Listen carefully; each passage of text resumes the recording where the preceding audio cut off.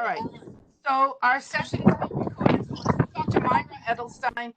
I'm here with folks from Oliver Hazard Perry, Captain Jonathan Kabak. Thank you so much for being with us, and the ship's engineer Jackson. And it is my unbelievable pleasure to be able to bring to all of you, my students in University 102, creativity and innovation. It is my unbelievable pleasure to be able to have our virtual field trip. I was so determined that this semester we were going to meet aboard the Oliver Hazard Perry. I was so excited about this, and never in my life did I imagine that that our field trip was going to be grounded. So the folks from the Oliver Hazard Perry have been kind enough to say, you know what, we're going to work with you folks. We can still do a great class, even if it has to be a virtual class. So to my students who drag themselves out of bed early in the morning, to Alejandra, who's in California, and it's like 5 a.m. right now, thank you for joining us. And so I just want to say, first of all, to my students, I love you guys so much, and I'm so proud of you that we just have to be flexible and we have to keep marching forward. That's the best we can do under bad circumstances. I teach management, you know that. This is what we have to do. We be prepared. We do what we have to do. We keep marching forward. That's the most important thing. And to the captain and the ship engineer, Captain Jonathan, and to Jackson, thank you so much. I can't tell you how much I appreciate that you agreed to work with us. Students have no idea how many hours you folks have spent with our people from our IT department and with me just to make this happen. So with all that being said, everybody, please just enjoy the presentation. You're welcome to unmute your microphone. Captain Jonathan's going to ask you if you have questions and that kind of thing. If Jackson unmutes his microphone, we're going to hear there's going to be a lot of wind and background noise because he's in Newport, Rhode Island. It's kind of a windy, rainy day in Newport, but let's just bear with it. Sound good? Everybody with me? Let me see like a wave, a shake hand. 2 thumbs up if you're totally psyched for our virtual field trip. All right, I'm gonna turn the lesson now over to Jonathan, and he's gonna take over as a presenter. Good morning, everyone. Can I just get the thumbs up that everyone can hear me? I'm not quite clear on that. Can you all point to the top of your forehead like this if you can hear me? Okay, just go like this. Big silly smile if you. Okay, we're good. It never hurts to start out with a little bit of levity in these times. So welcome aboard the Oliver Hazard Perry. I'm chatting with you all from the comfort of my basement here in Portsmouth, Rhode Island. But as Professor Edelstein said, we have one of our crew members, Jackson Hruschka, who's our engineer on board, and he's going to take us through a little bit of a walkthrough on the ship and get our creative juices flowing a little bit with a little bit of visual inspiration. But before we do that, I just wanted to give you a couple minutes of the brief overview of our organization, who we are, and what we're all about. Just by a show of hands, for those of you that are sharing your video, how many of you have ever heard of the Oliver Hazard Perry? Okay, how many of you, anybody been on board the Oliver Hazard Perry? All right, one person, a brave hand that I can see. Well, that's, I'll share with you that that's one of my great frustrations in life. I'm the CEO of an organization called Oliver Hazard Perry, Rhode Island, which is the organization that conceptualized and built the ship and now operates it. And we offer all sorts of different types of programs on board. The real focus being to empower people with knowledge, with experience, and ultimately with a recognition that they are capable of achieving greatness. And most of what they need lies within. So sort of awakening the inner awesome, I like to call it. We do this aboard a 200-foot square rig ship that probably when you first see, if you knew nothing better, you'd call it a pirate ship or an old-fashioned warship. You'd say it kind of looks like the USS Constitution. And it's all of those things. And we take people out for days at a time or weeks at a time, or maybe we don't even leave the dock at all, but we bring people on board. And through the experiences that they have on board, we introduce them to the maritime world and sort of the pathway that the maritime world provides. And we'll get into that in a little bit. But before we do, I thought I would turn it over to Jackson Hruschka, our ship's engineer, to give us a little bit of a 10-minute walkthrough of the ship, I'm sure you'll have some questions. If you have a question, you can unmute yourself and ask him, and he'll try to do his best to answer it. But we're also trying to make sure that we keep the tour of the ship to about 10 or 15 minutes so we have lots of time to chat afterward. So Jackson, if you can hear me, would you unmute yourself and take us on a little walkthrough of the ship? All right, welcome. Can you hear me? Yes? Okay, fantastic. Well, welcome to the Oliver Hazard Perry. Today, we're going to start on the quarterdeck. Now, this is the ship's helm, and then what's known as the captain's box or the captain's coffin that has all of our instrumentation and supplies inside of it. It's this beautiful, beautiful thing. And then we have the binnacle. This is the ship's compass. And so this is the conning station where the ship is manned. There would be somebody right here holding on to it, standing on it, spinning the helm left and right to make the rudder go. And from there you can see forward on the ship. It is fantastic. It's a beautiful place. And we'll give it a real quick swing around here. So that is the quarterdeck. And then forward of the quarterdeck, we go down the break in the ship to the midship, where you can see some of the rigging that's attached to the mainmast. Now, all of this rigging looks very traditional, but it's actually made out of modern materials. So it looks like the old style hemp rope, but it is actually a modern synthetic line that is much stronger, safer, and you don't have to worry about it in the rain. You don't have to constantly be tarring it. Here we have our rescue vessel. This is used for training purposes, to train for a man overboard situation, or in the eventuality, heaven forbid, of an actual man overboard situation. This is launched from this boom and then sent over the side of the ship so that we can go out and retrieve people very quickly, because it is hard to turn a ship that's 127 feet long or 200 feet long, depending on how you measure it, and weighing 500 tons to turn it around. Then here on the forward end, we have the jaboom and the head rig net. And you can see all of the stays that go up to the foremast. Those are for tensioning. And then right here, we have the winch and the capstan and the gypsy head. That's the big green thing on top. This is our way of pulling on ropes. It's also what we use to bring in the anchor chains, which are currently deployed right now. And we've got the ship's bell. Everybody loves dinging the ship's bell. I'm not going to, because I hear it enough as it is. And now that we've had a brief overview of the deck, I'm going to go below. It'll be a lot less windy, so hopefully you can hear a little bit better.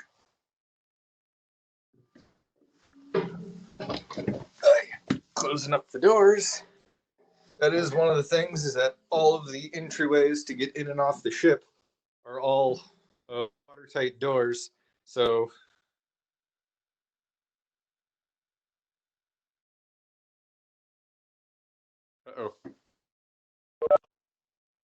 there we go. And then we're going to start the below deck tour with the bosun's locker. This is underneath the capstan that I just showed you. These are the spillways and the hawse pipes for the anchor chain area and workshop for the deck department.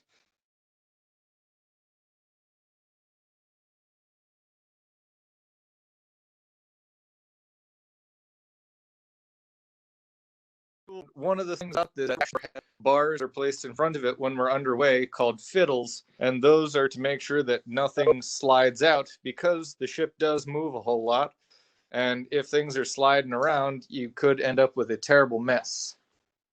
Next, we're going to go into the library. The library for us is both a research station and a classroom. Now, right now, the library does have a lot of extra equipment in it because of the rework that's going on in the bosun's locker. But as you can see, we do have a smart board set up, several tables, for students. And then we do have a large reference section of nautical accounts, biographies, autobiographies, and then books on navigation and seamanship that people on board are able to use and make copies of and take notes from. And so it's a mixture of a self-reference library, and it also has all the teaching aids that we use in our classes.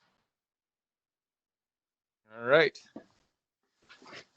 Continuing on, one of the things that a lot of people ask is, where do people sleep on board?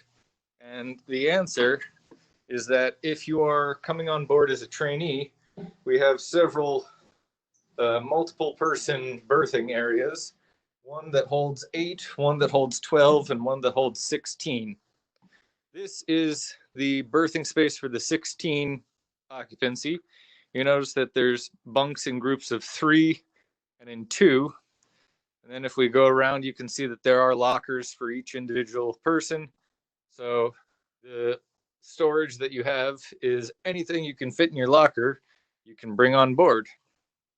So everybody has a bunk. And you might notice that there's these straps. Those are basically the seat belts of your bed, so that if we're in heavy seas, rough weather conditions, you don't accidentally roll out of bed. One of the nice things is this does have separate shower facilities and bathroom facilities. So the head is in one place, and then there's a shower in the other. All right.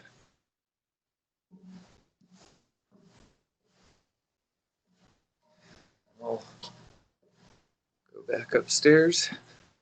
Another question that I'm frequently asked is, what about dining on board? This is the mess where people gather to eat. And you can imagine if we have 45 or 50 people on board, they can't all fit in here. So we do have to dine in shifts. But this is all taken care of by our steward and cook in our fantastic galley. I've been told by many people on other smaller vessels that this is very, very large for them. But when you have to cook for 60, 40, 60, or even 80 people at a time, you do need lots of space to prep everything and to cook everything so that you can have it done on time.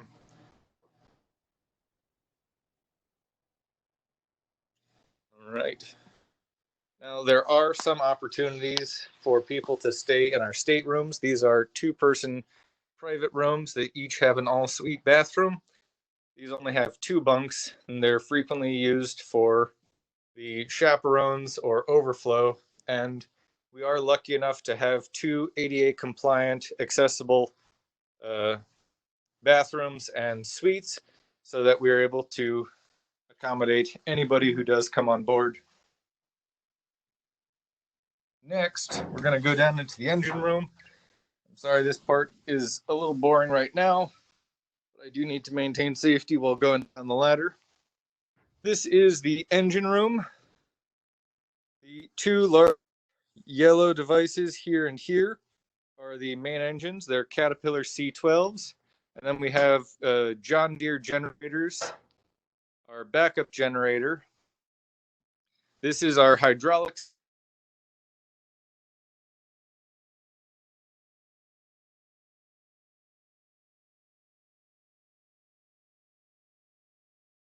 Are the hydraulic pumps that operate our hydraulic systems for our winch, our capstan, and our anchor, and also our bow thruster. And then this is our auxiliary machine space. This is where switch gear. This is the switchboard for the generators and our shore power feeds. We also have our HVAC system. We have 2 reverse osmosis water makers. Area about allow water. We have 2 water heaters. We have little water pumps that provide the water pressure so that runs through our faucet. And then we have our black and gray water system. And this is the tanks where anything that comes out of a sink, a toilet, or a shower goes into storage tanks until we can get to a facility where we can pump it overboard safely. Jackson, I'm sorry. Oh, okay. The picture just came back. We lost your video for a minute. Oh, But it's back now. Thanks. just in case nobody saw, black and gray tank pumps, macerator pump. And this is our fire manifold. This goes to the 7 different fire hoses that we have on board. So if there's a fire, we're able to send water directly to the fire hoses so we can fight the fire. We also have a bilge manifold. This pumps water out of the bottom of the ship. In case we have a fire, we need to be able to get that water back out of the ship, or if there's a breach or a leak somewhere. And as you can see, all these plates are removable, and underneath we have all the piping, so that way it's not in the working space for everybody. The final piece of machinery here in the engine room is this very large blue tank. This is a oily water separator. This uses a biological bacteria and an enzyme that eats petroleum. So if we have an oil spill on board, we can pump it into that, and it separates out the fuel or the oil from the water. That way we can safely pump it overboard and capture any extra chemicals. Jackson, Dr. Edelstein here. Can I ask a question? Absolutely. Okay, and I've also put a chat message to all of my students, to all of you viewing. I have colleagues that are in this as well right now. If any of you have any questions, just unmute your mic and ask. That we want you to ask questions. Jackson, one of the things I noticed is you were going through the engine room. It looked like you didn't just see one of anything. Some of these things, it looked like you had 2 and 3 and 4 and 8 different valves and all sorts of different things. Looked like a lot of duplication. Just, can you tell us real quickly? I mean, my class focuses on innovation and creativity. Can you talk for a few seconds about why do we see so much duplication on a ship? Well, we have duplication on the ship because we are a self-contained vessel. If we're out in the middle of the ocean, we don't have the ability to just stop and fix something if it breaks. You know, if you're in a car on the highway and you get a flat tire, you've got a spare on board. If your check engine light comes on, you're able to pull off on the side of the road and either fix it or call a tow truck. If you do that in the middle of the ocean, you're not stationary. You could drift around. So we usually have duplication so that if one goes down, there's another one. You're also able to share the load. We've got 2 water pumps. That way we can have one operating, and after 50 hours, we switch to the other. So it gives you a time when you can have maintenance on the device without the system being offline. It also means that you can have both of them working to share the load so that nothing is working as hard. And it means that if one breaks, you still have another that can do the job. And that's why we have 2 water makers, 2 hot water heaters. We have 2 pumps for the black and gray system. We've got 2 potable water pumps. We have 2 generators. And we also have an emergency generator. So we do have 3 generators on board. And we've got 2 engines because we do have 2 propellers and 2 propeller shafts, but we are able to operate just on one. It's not as efficient, but it's enough that we can continue to move and we can navigate out of danger. Thanks. That's a great answer. I really appreciate it. Thank you. One of the other things that we like to point out is that we do have dozens of ship systems and lots of safety. So we have these schematics here. This is our fire and safety plan of the ship, so that if we have an issue where we've run aground or struck something, we have a damage control plan that has spill response chemicals or fire suppression or products to patch holes. We have one for safety where all the life jackets are, where all of our emergency flares are, where all of our fire extinguishers and fire suppression system is.